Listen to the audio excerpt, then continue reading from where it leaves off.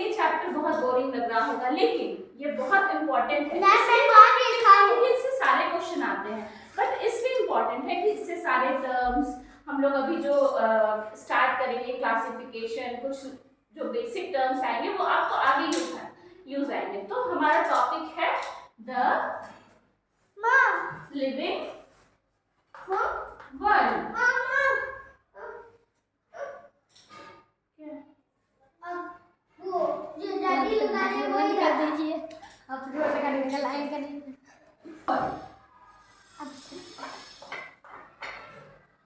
अब थोड़ा तो बोरिंग है ये chapter, I know, but boring है तो क्या, पढ़ना तो जरूरी है। चलिए, तो इस चैप्टर को हम लोग 3 पार्ट्स में डिवाइड करेंगे। क्या 3 पार्ट करेंगे? Teacher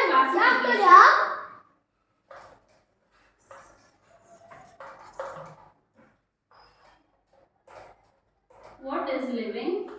Characteristics, taxonomy,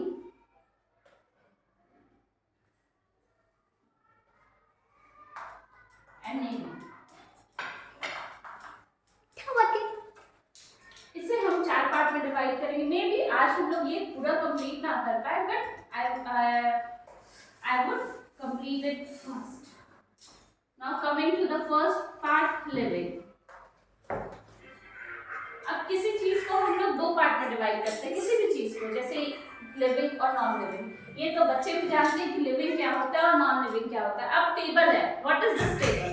this table is non living and we are living. So for distinguishing, first term is living. Okay, then what is living? Can anyone say what is living? Okay, characteristics of living is, living क्या होता है? जिसमें growth होते हैं। अब किसी चीज में metabolism,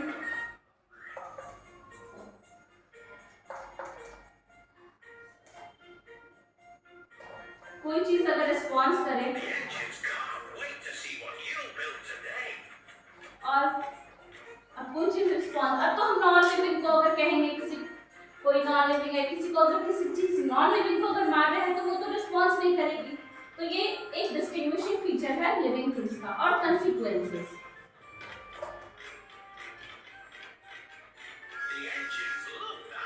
and fifth one is stimuli. Choose a direction, right?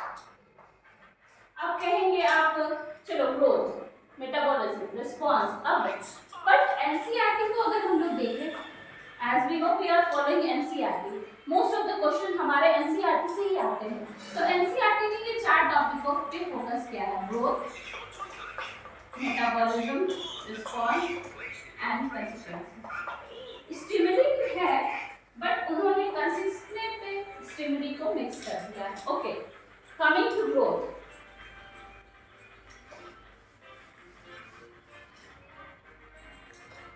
First topic is ours is growth. Growth क्या होता है? ग्रोथ आप कह सकते हैं 1 से 2 बन गया, 2 से 3 बन गया, ये हो गया हमारा ग्रोथ।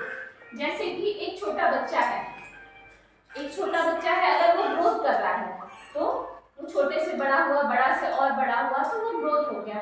लेकिन ग्रोथ 2 तरह के होते हैं, जैसे कि दो ऑर्गेनिज्म में, या unicellular organism and multicellular organism. Unicellular organism में हम लोग देखेंगे कि ग्रोथ मींस 1 से 2, 2 से 3, 3 से 4, बट देख लीजिए यूनिसेलुलर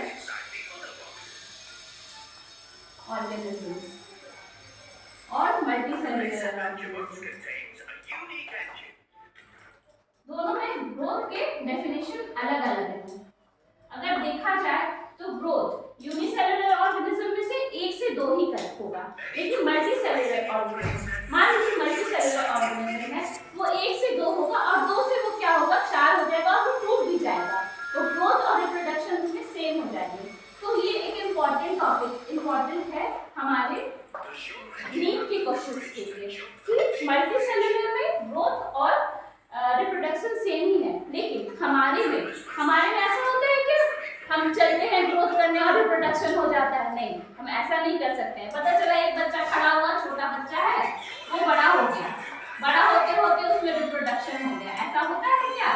नहीं, हमारे में ऐसा नहीं होता है।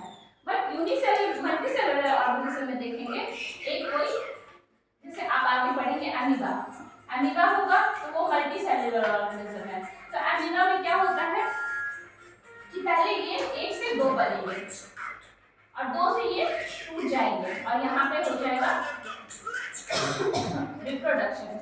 तो एनसीईआरटी या नीट का एक क्वेश्चन है, is growth is a distinguishing features of living world? No, we can say that growth is not a distinguishing features.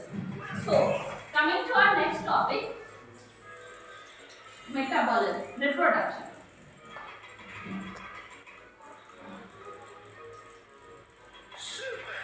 अब रिप्रोडक्शन हम देखें तो रिप्रोडक्शन हमारे में भी होता है, ह्यूमन बीइंग में या बड़े से एलिफेंट में, किसी और भी चीज में रिप्रोडक्शन होता है, एक छोटे से कीड़े में भी रिप्रोडक्शन होता है, फ्रॉग में भी रिप्रोडक्शन होता है, बहुत सारी चीजों में रिप्रोडक्शन होता है।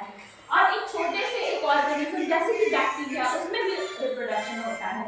तो रिप्रोडक्शन को 2 कैटेगरी में बांटा गया है, that is sexual reproduction and asexual reproduction.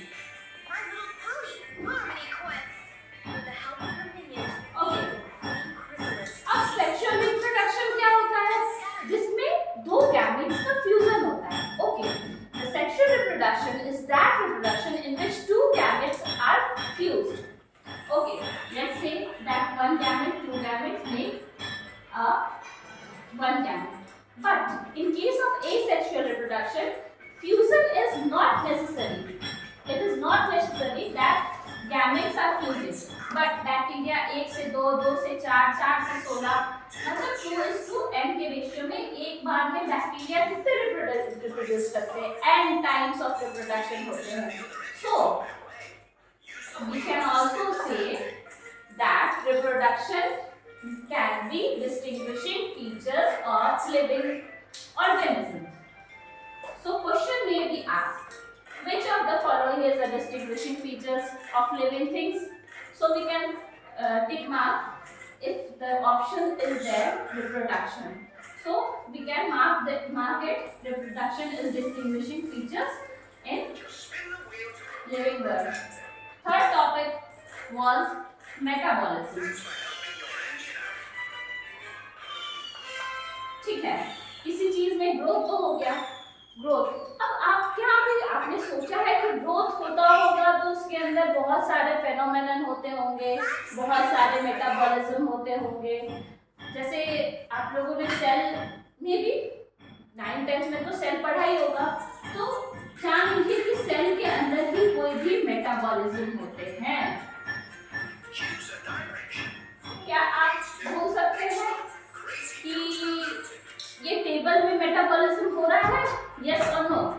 No, इस टेबल में मेटाबॉलिज्म नहीं हो रहा है। सो मेटाबॉलिज्म किसमें होता है? लिविंग ऑर्गेनिज्म में। लिविंग ऑर्गेनिज्म में मेटाबॉलिज्म कैसे पता चलेगा कि ये लिविंग कोई भी चीज रेस्पिरेशन हो रही है, दैट इज मेटाबॉलिज्म। रेस्पिरेशन के दौरान सारे केमिकल्स कंस्टिट्यूएंट जो होते हैं वो मेटाबॉलिज्म करते हैं ताकि हम सांस ले पाए। अब आप सोच रहे होंगे कि रेस्पिरेशन प्लांट में होती है, हाँ वो भी लिविंग थिंग्स है, प्लांट में भी होती है रिप्रोडक्शन। अब कोई भी चीज ऑक्सीजन ले रहा है, अब प्लांट में जैसे ट्रांसपोर्टेशन हुआ तो वो क्या हुआ, वो भी क्या हुआ, मेटाबॉलिज्म हुआ। तो लिविंग सेल्स, लिविंग थिंग्स में मेटाबॉलिज्म होता है, तभी वो ग्रो करते हैं, रिप्रोड्यूस करते हैं। But in non living things metabolism does not occur. Okay, fourth topic was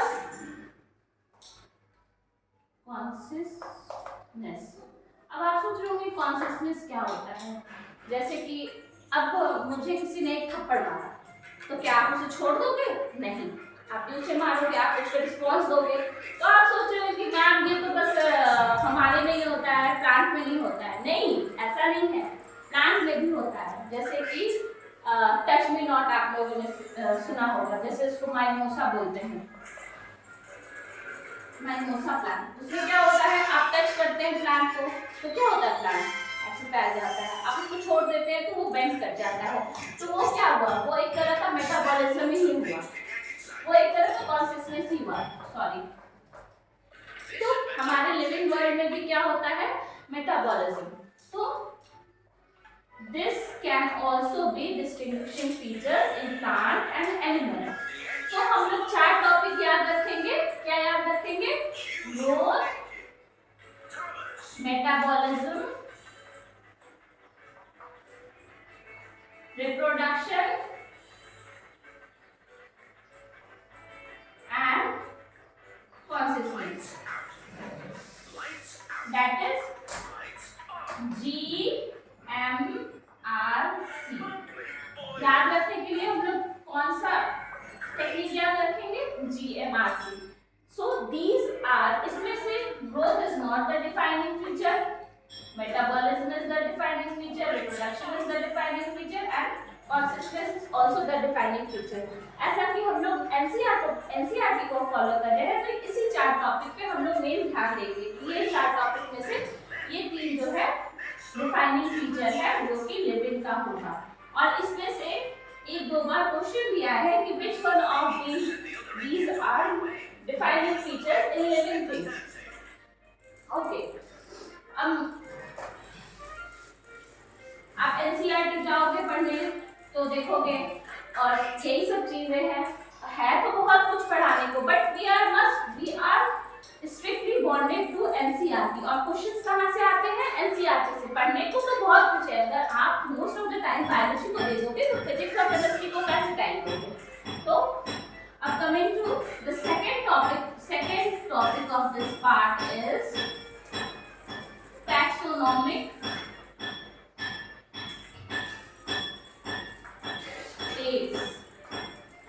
and classification।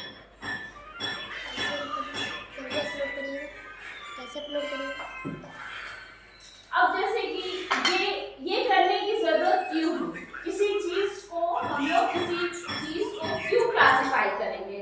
अब किसी क्लासिफिकेशन ही ना हो तो सबको एक ही ग्रुप में आ जाएंगे, या आइदर वो एनिमल हो, एम्फीबियन हो, रेप्टाइल्स हो, ह्यूमन बीइंग हो, सारे तो एक ही कैटेगरी में आ जाएंगे। तो इसको पढ़ने के लिए एक जैसे साइंटिस्ट होते हैं, टैक्सोनॉमिकल साइंटिस्ट, उन्होंने जैसे एक डायनासोर को हिलाया और वो लोग छोड़ दिए, और डायनासोर लाया और एक चूहे को लाया, तो अगर उन्हें नाम नहीं देंगे, उनका क्लास नहीं करेंगे तो सारे तो एक ही ग्रुप में आ जाएंगे। तो वो लोग कैसे पढ़ते होंगे, देखते होंगे उनका कलर क्या है, शेप क्या है, कैरेक्टरिस्टिक्स क्या है, किस एनवायरनमेंट में रह रहे हैं, सरवाइव कर रहे हैं, नहीं सरवाइव कर रहे हैं, सब चीजें।